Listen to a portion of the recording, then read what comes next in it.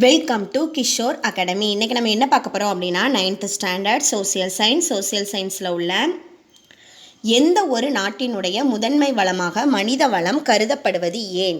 இந்த 2 மார்க் கொஸ்டினுக்கு ஆன்சர் என்னன்னு பார்க்கலாமா? எந்த ஒரு நாட்டின் முன்னேற்றத்திற்கும் மனித வளம் அவசியமாகும். மனித வளம் அப்படின்னு எதை குறிப்பிடுதோம் அப்படின்னா, உற்பத்தி துறையில் இருக்க மனித வளங்களை அளிக்கும் மக்களை தான் நம்ம என்னென்னு சொல்லுதோம், மனித வளம் அப்படின்னு குறிப்பிடுறோம். மனித வளத்தில் கல்வி மற்றும் உடல் நலத்தில் செய்யப்படும் முதலீடு எதிர்காலத்தில் உயர்ந்த வருமானத்தை அளிக்கலாம். உதாரணமாக, ஒரு குழந்தையின் கல்விக்கு அளிக்கப்படும் முதலீடு உற்பத்தியின் மூலம் சமூகத்திற்கு பெரும் பங்களிப்பை தந்து அதிக வருமானம் அளிக்க முடியும். இப்போ நம்ம ஒரு குழந்தைக்கு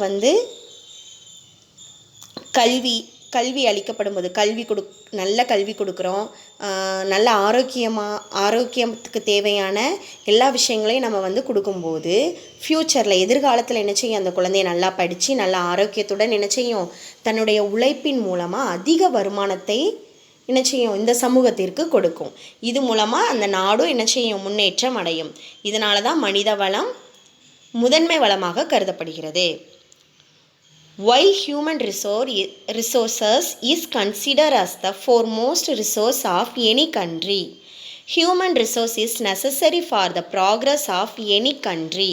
Human resource refer to people who have the manpower which can be utilized in the production sector.